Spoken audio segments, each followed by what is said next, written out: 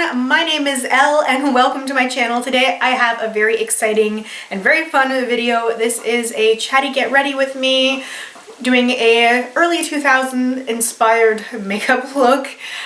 This was inspired by myself and my own experience in the early 2000s, and as well as a few like celebrities and like influences and stuff that I have. This is a collab with Paige from Cheap Thrills. She's going to be doing her own take on an early 2000s inspired makeup look, so I will have her channel linked down below, so please go check her out. So anyway, without further ado, let's dive right into the get ready with me. So I am pulling straight from my own past, and I am going with a updated version of something that I would have worn in 2003. 2003 was a pretty important time for me. I started high school in 2003, the fall of 2003, and I was in kind of a punk, soft punk anyway, phase. I was really into Avril Lavigne and Kelly Osbourne, Evanescence. That was really my aesthetic for like the first few months of my high school experience. I took inspiration from an old photo of mine as well as Kelly Osbourne at the 2003 VMA Awards, where she had this gray eye look and a pink lip, and that was a lot of what I did besides just the Avril Lavigne like ring of black eyeliner for the first few months of 2003. So I'm just using my Urban Decay eyeshadow primer potion to prime my eyes, and then I'm just gonna set it with an eyeshadow close to my skin tone. You better believe that there was no primers or any of this stuff when I was playing around with makeup. I just threw stuff on, and oftentimes it did not last very long at all, usually a couple of hours before it would just fade completely. So I'm using a few shades from my Naked 3 palette, and then I'm going to use my Depotted Naked 2 for most of it, but I wanted to combine a little bit of the warmth with some of the coolerness. I'm taking inspiration, but I'm not copying. It's not a, you know, Kelly Osbourne makeup transformation. It's just something I'm taking inspiration from. And normally when I do my makeup, if I can, I'm listening to music, so I get a lot of inspiration from music, and it's not necessarily about what the artist wore themselves, but more about how the music makes me feel. I really wanted to contrast the pink and the gray because I will be putting pink on my lips as well. So I thought this would be sort of a fun version, and I wanted to do an eye look that, you know, 2003 me would have worn. So I did depot my Naked 2 palette a while ago. One of the worst decisions I ever made because I never reach for the palette anymore, and I used to really like it. I will list all the stuff I used in the description box in case people are curious. I think that lighter silver shade is a little bit too light. I'm going to try going in with a darker shade. This palette is a little bit old. This is still not as dark as I was hoping. It looks a lot darker in the pan than it's applying on my lid. I wanted something almost black. So I'm going to take another shade in here. I think it might be Busted.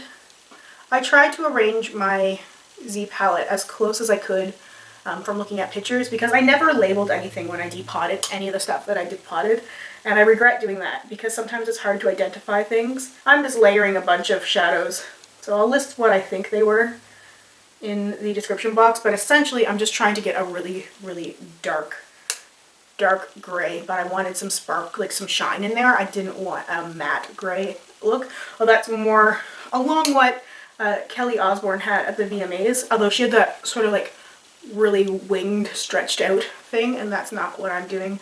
I'm keeping it more refined, shall we say. So I'm liking this shade better. I thought this was the shade that seemed a little bit more to be purple when I looked at it online, but mine is definitely more what I wanted. So it's hard to believe that like people are referencing the early 2000s as sort of like vintage or throwback. So weird. Taking the dark matte gray in this Naked 2 palette and blending stuff out a little bit. I'm not going for anything super clean or precise. I like messy eye looks. I liked messy eye looks when I was younger. I like them still. There's something so carefree about it, and there's something that reminds me of like being younger and really not caring too much and just just going for it, just doing it. There's something so special about being sort of haphazard with your makeup, especially if it's something that you used to do, where it brings back those old memories of just sort of throwing this stuff on, of having like, you know, those late night sleepovers with friends where I never took makeup off. And that's what it kind of reminds me of. And that was a lot of my makeup. I mean, oftentimes I wore the same like eyeshadow and eyeliner the next day because I never washed my face. I know, it's terrible, right? So I'm going to use my Korres Mattifying Primer. In the early 2000s, I never did anything like dewy or glossy. I was all about matte, flat skin. Super matte, super flat. I never wore blush. I never did bronzer or contour. You know, obviously no highlighting or anything like that. It was all just like really pale matte skin, and probably a few shades too dark because finding a right foundation can be a challenge sometimes. So I'm going to do an updated version. I'm not going to stick with the full matte thing, but I'm going to pay respects to it. First thing first, I am going to go in with my Becca Under Eye Corrector. Youth, when I never wore concealer. Never had to worry about dark circles until I had a child. And sleep became very scarce. And of course, I'm sure age has something to do with it as well. Wonderful. I love these Artis dupe brushes. This is the only thing I've been using recently for applying this under eye corrector. I just find that I get enough product and it smooths it out and it really covers. I really love this product because I find that it covers the under eye circles very, very well, and I don't have to work too hard at covering them. It's like an instant brightener. I feel very lively. I wish we didn't have to worry about copyright issues so I could play some music, because I feel like I'm not very interesting when I chat and do makeup stuff. So I'm using this Potted NYX green concealer with the same brush because I have psoriasis on my forehead. Also a thing I never had back in 2003. And then I'm using the leftover because I have a little bit of redness on my cheek and a little bit of scarring on my chin. So I find that I just use the leftover bits to kind of help cover any little bit of redness that I have. Okay, so for foundation, I'm going to use my Tarte Amazonian Clay 12-Hour Full Coverage Foundation and my Morphe M439 brush, because why not? So this is a pretty decent color match for me. It's not perfect, but it's pretty darn close. I'm in the shade Fair Beige, and I do find it a little bit thick, and sometimes I will put a little bit of the white foundation mixer from the Body Shop in it to lighten it a little bit. I wanted something that was full coverage and matte, but not super matte, because I don't think my skin could handle really, really overly matte foundation. I was going to use my Hourglass Immaculate Liquid to Powder. Yes, liquid to powder foundation, and I just don't think my skin can handle it because my skin's been a little bit dry, and I am going in with that mattifying primer because I don't really want to have a lot of shine, which is totally different than what I've actually been feeling recently. As you guys might know, I've been highlighting to death, and I will definitely still highlight a little bit, I'm sure, because this is my inspiration. I'm trying to cover up the bit of psoriasis I have on my forehead, but it's a little bit difficult because it's a lot of textures and a lot of different colors. So I do try and keep the area somewhat exfoliated, but if I exfoliate too much and too harshly, the spot gets irritated more. So the best thing I can do is leave it alone. I do have medicated cream and lotion for it, which does help with the redness, but I can see right now it's a little bit flaky and patchy, which is why it's really hard to cover up. I'm using a little bit of the Laura Mercier translucent powder to set, because I do find that this foundation is a little bit tacky, and I am going to put a few things on top of it, and I'm hoping that it will help too with that spot. I put the Anastasia concealer on top of it, which I don't know if it's the best thing. I really like the feeling of it and the texture, but it just doesn't seem to cover up this spot very well. So I do the best that I can. I just kind of embrace it and just kind of like, you know what, there's nothing I can do about it. I can either not wear makeup at all, or I can just live my life. You know, it's there now, and I don't really think it's going away, so I just kind of have to deal with it. I'm gonna get back into the eyes here in a second. I want to tackle my brows first. Now, brows is something that I never ever did, and I really only started to do brows within the last couple of years. Pretty sure in a lot of my even early YouTube videos, I was not doing anything to my brows at all. Nada. Nothing. So I'm using the NYX Micro Brow Pencil to fill in my brows a little bit, but I'm not about that precise brow because I really can't achieve it with the way that my brows are. I've been trying to grow them out and not plucking them, but it doesn't seem to have done a whole lot. And I follow brow tutorials, which a lot of it involves shaping the bottom part of your brow. And when I do that, like, I already have very little lid space, and when I do that, I lose so much space just trying to get that sort of carved out Instagram brow. So I don't even bother anymore. I just try and fill in as much as possible because I just like the look of it. I notice more now, like when I have less going on in my brows.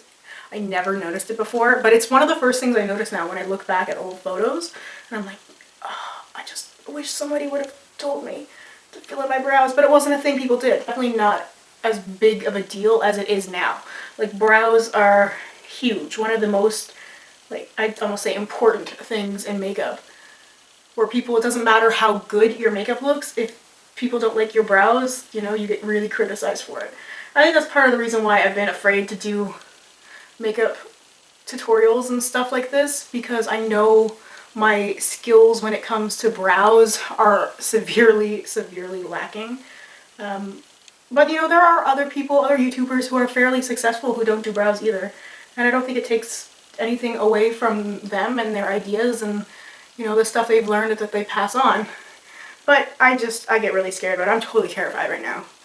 I'm trying to like channel 2003 me, who would not be terrified and would be so excited to be doing this right now. I'm using the e.l.f. Clear Brow Gel. I'm almost out of this stuff.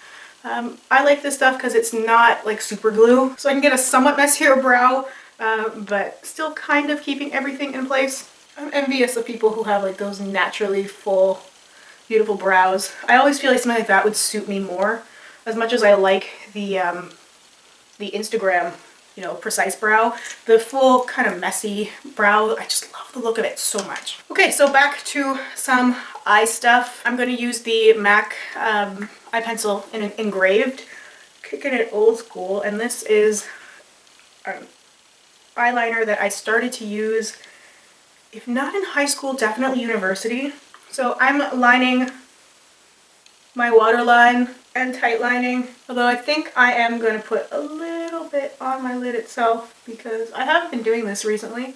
I used to do this all the time, but I'm just lightly smudging some onto my lid. Yeah, it's all coming back to me now. I'm getting flashbacks. It's all coming back. This is just scary how eyeliner can just do that. Wow.